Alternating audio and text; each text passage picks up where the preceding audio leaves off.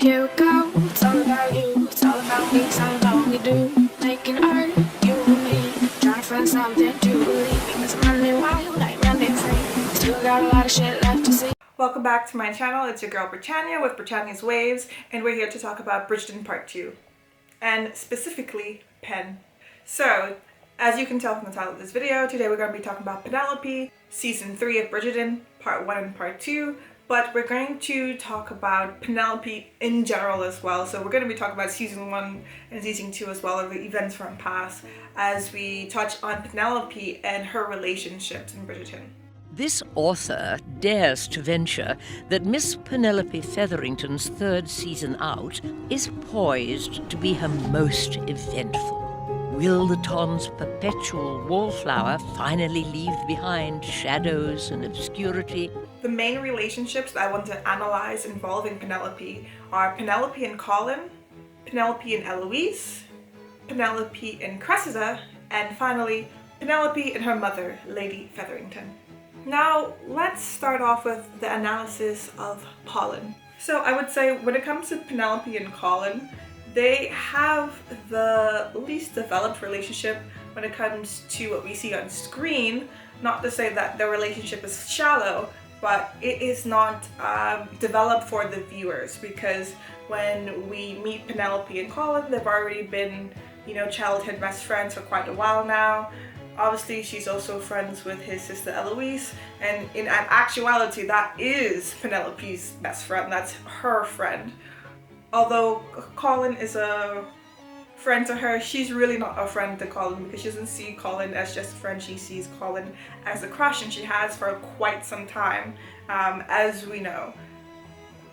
So as far as what we see on screen, we never really see their relationship progress past that point, which we didn't see develop either, because all of that was developed off camera. We weren't privy to their past and how they established and managed their friendship. We've only seen their friendship from the point on from them being 16 and onwards. So it's the least developed relationship that we can analyze when it comes to Penelope, and which is the reason why I want to analyze the other three very significant characters in Penelope's life, with Eloise being, as I said, her actual best friend, Cressida, her arch enemy, her nemesis, and her mother, her parent figure. So what we can analyze, what is there with Penelope and Colin, is obviously, as I said, she has a crush on Colin. It's very obvious from the very beginning that Penelope has a crush on Colin. Anybody with eyes can see it. Anybody with common sense and awareness can see that Penelope has feelings for Colin. But she keeps this a secret from him the entirety of their friendship. So she's actually done something which I'm personally not a fan of in real life, which is she kind of befriended Colin with the intent of maybe seeing something further at some point, even though she doesn't, instead of just directly communicating with Colin that she has feelings for him when, upon introduction. And this is something we see a lot. We've discussed friend zoning as a society quite a lot. So this social or moral conundrum has been queried before. Many people are of the opinion that it's not right to, but yeah, the concept of friend zoning has been debated in pop culture, especially back in the early 2000s, or stealth dating people. The public perception has started to swing in the negative about it, because many young women have expressed that they feel like they can't have relationships with men that are platonic. And here comes the issue and the debate when it comes to friend zoning. Can men and women be friends? In the first place, for there to be a friend zone, or what is the friend zone? Many women are now of the opinion that friend zoning is not a thing. Just because you intend to date me at some point in your mind without communicating that to me, I am no expectation to give this to you one day, this thing you secretly desire of me, but you refuse to communicate, so you just maintain within my proximity in the hopes of acquiring this thing that you refuse to communicate from me. People don't like that, obviously. It tends to feel deceitful to know that someone has befriended you only in the hopes of getting something out of you, rather that be a relationship, something strictly sexual, it could be monetary, but people have become of the opinion that when it comes to relationships, that is not the approach that someone should take, and to an extent that it's not okay. And it's not okay to expect these kind of things of your friend either. To hold secret expectations for someone in a relationship, it will always end in disappointment because you have not communicated your need or want, and therefore you may never get it from that person or any affirmation of this need and desire, so you're just selling yourself short in the end. And basically we've had this kind of situation with Penelope and Colin, but as I said, normally we've seen this become an issue with men trying to befriend women in the hopes of sleeping with them or establishing a relationship because of general misogyny in the society. It's cultivated this kind of culture, but now with this we see the gender swapped, and it's kind of also affected the public perception of the relationship of Colin and Penelope in this interesting way, where there are many people who feel as if Colin doesn't show enough desire for Penelope, and therefore isn't really worthy of a relationship with her because it seems as if he doesn't desire her. But to Colin's credit, or to his defense rather, he does not know this girl likes him. And it's so funny to me to see this high expectation put upon Colin to want him to shout to the rooftops his romantic love and interest from Penelope, when in his mind he's met a person who befriended him, has always been his platonic friend, and has maintained that relationship for a decade or so, like a very long period of time, and for people to have expectation for him to suddenly flip a switch and perceive Penelope as a romantic interest because he's gone through puberty. It's just kind of funny, actually. Because we would not expect this of a female character. And I understand how it also kills the romance in a romance drama. You do want to see that desirability in a romance drama. But I think there's also this added pressure with Colin and Penelope to have that desirability, with Penelope being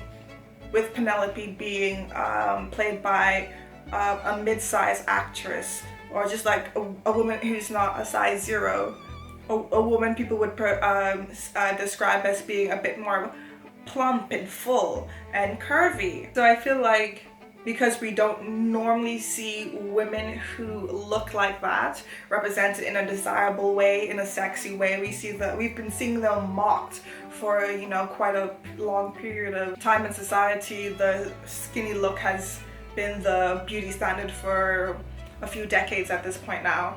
So I can understand the audience's desire to want to see Penelope wanted deeply, but I feel like we eventually got that with their relationship in part 2. I do agree it felt that aspect of their romance felt like it was very much missing, but I feel like within the first episode really of part 2, Colin is able to stand his ground and in a very natural way start to like Pen, because in part 1 we see him finally be in the position to realize that Penelope does see him romantically, sees him romantically, sees him sexually, is attracted to him, and from that point we can see them actually move and transition into a romantic relationship. And since then, I feel like Colin has really showed up in part 2 and has affirmed again and again and again that he loves Penelope and that he is attracted to Penelope, and who wouldn't be attracted to her? And it's really funny because Bridgerton is a mashup of modern aesthetics and historical events and a historical period. Real historic events. So it blurs the line a lot with reality. This critique may not fit Bridgerton as much, but maybe other historical pieces that do strive for accuracy. But it's also just so funny, kind of push the narrative a lot in the writing, that Penelope is a wallflower, and that's why she's not desirable, and how she's just like always invisible, always unnoticed. Penelope is the beauty standard of that time period. So to me, it's just jarring. Like, it is so jarring to see her desirability debated to such an extent for someone who would literally just be a 10. And in that time period, why would she need to be able to talk and stand out at all? The men joke all the time about wanting quiet, domicile, submissive women. So I don't see why her church mouse nature in the public would make her undesirable. I understand you have to kind of catch the eyes of gentlemen to a certain degree, but you're telling me the lowest ranked gentleman wouldn't want the beauty standard of that time period. It makes no sense to me. With or without the Queen's approval, it makes no sense to me. Subscribe to the Blood Clot channel now. Subscribe. All you watching, none of y'all subscribed. Thank you. So it's weird how Penelope's like undesirability is written and constructed in order for her to have this shy and withdrawn persona. But we get to see that with Colin, there is no persona. Similarly, as she is with Eloise, with Colin, she is able to speak her mind, speak confidently, comfortably. She shares so much of herself with Colin. I would actually like to say that she tends to have more touching and emotionally intelligent conversations with Colin than she does her best friend Eloise, for example. And through Colin, we just get to see such soft sides to Penelope. Now, to discuss Penelope's relationship with Eloise. Ooh, Eloise, you you're giving me the right to combo, the left-right hook, okay? Eloise is a freaking doozy. And Eloise's character has been so disappointing. It's been consistent, but so disappointing. Eloise is a fake feminist, privileged white girl who does care about women's rights to do as they want, as long as they want isn't marrying men. And she's all talk and no action, as I've seen many people say.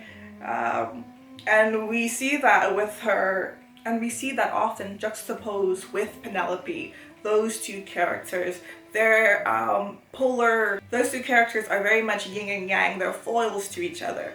Eloise, she's confident, she's outspoken, not just when it's only Eloise and Pen, but all the time. She's very outspoken with her family. She's outspoken with other members of the Ton. She's not afraid to embarrass herself. She doesn't particularly care to rein in her personality. She does not try to mask herself to fit anyone's affinities or interests or wants. She does not crave to be desired.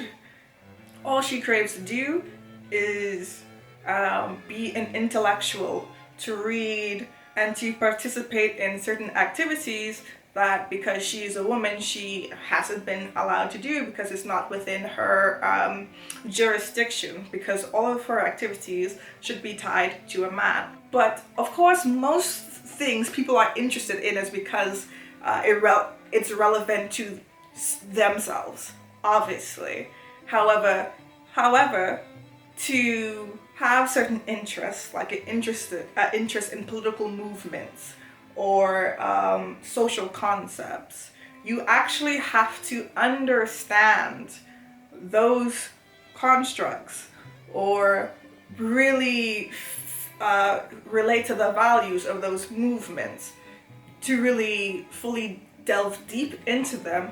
And also, to develop as a person, you have to at some point develop some kind of perception past yourself. You have to see past yourself. You will have to see past yourself in many situations to be able to interact and carry on with society. Because at the end of the day, in order to exist in a society, you're gonna have to interact with other people. And Eloise has this issue that she only cares about things as far as herself stops. And where that line is drawn, she's not going past it. Not to say that Penelope is not also a selfish or hasn't been a selfish person or doesn't show any selfish traits, but it's clear that what motivates Pen is different from what motivates Eloise. And they're also different in actually what Penelope claims to care about. She's actionized, she's chased after, she's strived for, she's put actions in place in order to achieve the thing she says she cares about. Eloise does not do anything to forward the thing she says she cares so much about, or the thing that she says is integral to her core, to her character. This part of herself that she claims is so integral to her personality, to her being, she does not put much effort or any effort at all into cultivating. And that's the difference between the two of them. And we get to see that explored, not just with the past seasons, but with this season as well, especially with the two of them separated. With Eloise choosing not to be friends with Penelope anymore after learning her secret and everything she's done with Whistledown, and taking a break from Penelope. I thought that we'd see both girls go on a path, a journey of change, and then come back to meet in the middle. But it really only feels like Penelope has made significant change during the last season, or the entirety of Bridgerton at this point. And Eloise has kind of remained fixed where she is, but Pen has come back to meet anyway. But yes, when you watch Eloise and you watch Pen and you compare, there's so much that can be highlighted about Penelope by looking at these two relationships. Even if we take away things like Lady Whistledown for Pen and Eloise's feminist claims, when you look at how they treated each other as friends as well, you get to see the differences in their character. Again, I'm not saying that Pen has never been a bad friend to Eloise. Of course, every wicked thing she wrote, even if it was to help or not in help, it doesn't matter the intentions. Well, it does matter to a certain extent, but your intentions don't always wipe away the deed. So, to not wipe away the deed with good intent, yes, Penelope has wronged Eloise as a friend and has failed her as a friend. But Penelope has also acknowledged those points. She was very cognizant and self-aware about the bad things she was doing. But Penelope felt like she was in a space where she had trapped herself and she was spiraling, and she didn't know how to manage a self-inflicted situation. A self-inflicted injury, as one would say.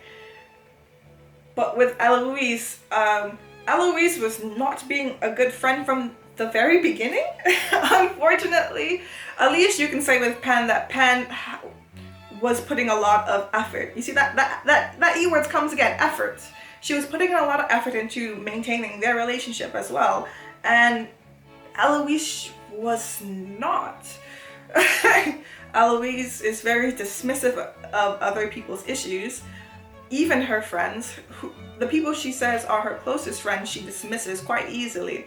She constantly gets wrapped up in herself, and she is very unable to sympathize or even empathize with other people, where Penelope does have awareness of other people's feelings. She's constantly aware, actually, of other people, and that was made her such an observant person who's able to write the things that as whistle down as she has, because she sees people, and Eloise sees past people.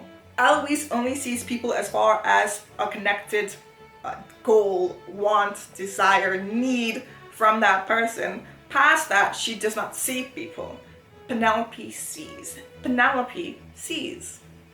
And that's why Penelope is able to be a good friend to Eloise, but Eloise is just unable to be a good friend to Pen. And that's why Penelope also has certain skills that she's able to utilize, like interacting with the public, going in and pretending to be an Irish person, just like a normal member of the public and not a member of the ton, in order to print or press and act as an entrepreneur and businesswoman. To be this savvy is because Pen pays attention. Pen actually knows things about public people, normal people, people with struggles and problems. She's aware of the dichotomy of life. Eloise is sheltered, but that's because Eloise and Pen, even though they're both grown as privileged girls in the ton, their privilege sits at different levels, with the Bridgertons being up here and the Featheringtons being here. So Penelope has always been in a lower societal position than Eloise has been. She has not had the comfort and security of the Bridgerton name. Yes, she's a part of the ton, but like, as we've seen, they have almost not been. Many of times their economic comfortability has been threatened many times. And that's also probably why Penelope was so driven and motivated to make her own money, start her own business in secret, because of that financial insecurity. Yeah, we see that Eloise just simply lacks that skill, and Pen has developed that to the point where she has made a voice that's able to relate to the ton, and she's made success for herself. Moving on, Penelope and Cressida. Now, justice for my girl Cressida. Go watch my TikTok. I'm gonna post my TikTok down for you guys below. Go on my TikTok. But justice for Cressida if you want to hear more about Cressida. But I gotta keep this video churning because I'm trying to make this not too long. It's already too long, as it's always too long. Cressida and Penelope are very similar. Very similar. And it was very fun to see them compared as well. Obviously, Eloise serves as a contrasting foil, but Cressida is almost like a mirror to how Penelope kind of could have ended, is how I like to see it. Like with part 2 now, we've seen that Cressida has a very tragic ending. Obviously, Pen, with her street smarts and her intelligence, has been able to put herself in a certain position, but she's also had the freedom to do so she's had older siblings for her mother to micromanage and focus on, so that she's been able to saunter around the place unnoticed. But Cressida is an only child, and that only child, being a girl, has put more pressure on her than even Penelope would have had in her household when it comes to, again, that economic insecurity. And we see how Penelope has been forced to wear tacky, colorful clothing, that she doesn't like, versus Cressida, who actually does enjoy that style, who's also been taught by her mother to dress in that manner, to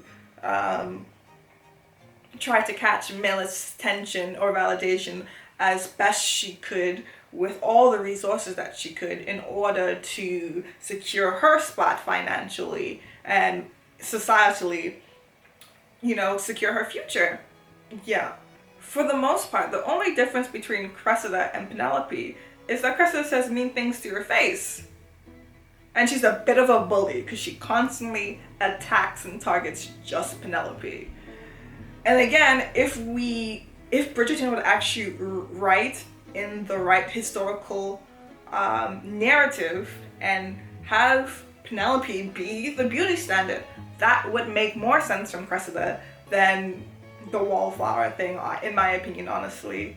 But it's interesting to see that even though Cressida really wasn't so bad, and we got to follow a bit of her journey to the end and see how she's developed this nasty streak from her mother, from being basically suffocated by her mother and drowned in her father's expectations and disappointment, and her being a girl, the only girl in his household. It's interesting to see how they have such different endings. Of course, Penelope is the main character, so she gets a happy ending. But to give Cressida nothing, to just feed her dust, wild. But I have to say, it is a bit of a cautionary tale, because that could have been Penelope. It really could have. If a few things were different, that would have been her.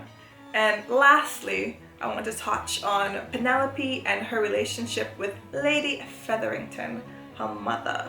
I have to say, I've always kind of been Team Lady Featherington since season 1 of Bridgerton, and especially after watching Queen Charlotte and learning more about characters like Lady Danbury. How can I not sympathize with women like Lady Featherington? I have to empathize with women who, because they've politically been written out of being able to participate in society in the way that men can, to be individuals, their property as far as policy says, they have zero agency. They have next to zero agency in their lives, bred and born for men. Like, you can never make me hate the underdog. You cannot. From one underdog to another, you cannot make me hate the underdog. I'm sorry. 0 days out of the week. 0. So to see like Lady Featherington be positioned as this villain for most of the season, only to just now kind of been given some positive light fixed upon her character in this last season, I've been so happy to see her character get that treatment, because I feel like her character has been unfairly villainized. Like, if we can lend empathy to women like Lady Danbury, I don't understand why no empathy can be loaned to Miss Featherington. And honestly, especially from Penelope. Like, if you really think about it, yes, Lady Featherington has made a lot of mistakes, but most of her mistakes were truly made in order to try to keep a roof over her daughter's heads. I do believe she was very neglectful to Penelope, which made Penelope develop this insecurity within herself that obviously presented itself physically as well, in the way that she interacted with other people and the way she kind of moved throughout society. She made herself a wallflower. She shrouded herself away and protected herself in the shadows. From this insecurity, I do believe that she developed from her mother prioritizing the older two girls because they would come to season far quicker than Penelope. They would need attention and work in order to get them married so she wouldn't stay broke. So we see Portia Featherington for almost the majority of Bridgerton. They villainize this woman so much. Whenever Portia makes a mistake or commits a bad deed, the narrative is always feels so much heavier, so much more consequential. consequences are always so much more dire for Portia. Portia is literally always going through it. Here's my thing. At the end of the day, I will just about always root for their underdog. I can relate to the story of an underdog. Most people can, and that's why they're so popular. So, I don't know, sometimes it just strikes me so oddly to see certain people's mistake kind of brushed off, especially when it comes to Bridgertons. Anytime the Bridgertons make a mistake, it's brushed away so quickly. But Lord forbid, someone like the Featheringtons or anybody outside that family tries to put food on their table, suddenly they're the bad guy. Like, please. And we see that a lot with Portia Featherington's character, I believe. And this obviously affects that dynamic that she has with her daughter Penelope, who spends a lot of time with Bridgertons, admires the Bridgertons, loves the Bridgertons, wants to be a Bridgerton, how she wants to see herself basically a part of this, supportive, wholesome, rich family. And obviously with her mother being basically the figure of newborn money, so classless, tacky, and all these things. Like, first of all, it's all very elitist. And again, as someone who relates to the underdog, I really don't F with elitism. So, not really a way to win me over as a part of the audience. But the attitudes towards Lady Featherington are all like warped in elitism. And when you watch seasons or like spin-offs like Queen Charlotte, where you get to empathize with Queen Charlotte and Lady Danbury and their backstories, especially as a black woman and a biracial woman, of being born and bred and sold to a man, like, why wouldn't I empathize with Lady Featherington, who's trapped in a system that punishes women? The same way Lady Danbury was trapped and she celebrated the death of her husband, the same way Queen Charlotte felt trapped and she was mad at her brother. But even then you understand that, as a small nation, even himself can't say no, really, in a position like you empathize with that oppression that they have to face. So why would I not empathize with Lady Featherington? But anyway, for them to have this dichotomy, they villainize Lady Featherington for the majority of Bridgerton, only to now in part 2 at the end of the season kind of like give a little bit of a positive light, fixating on this character, finally show her in a softer lens. But we can see how Penelope personally could carry negative feelings towards her mother, because it seems that she's developed this insecurity, this wallflower syndrome, from the relationship that she has with her mother. Her father kind of seems inconsequential to her development or her as a person at all. Basically, Portia Featherington, as a woman in this misogynistic system, which is oppressing her, is stressed and anxious about having financial security for her family, and especially for her daughters, because daughters do not inherit title, they don't inherit land, and they don't have bank accounts. A lot of that stuff for women, it comes much later in history.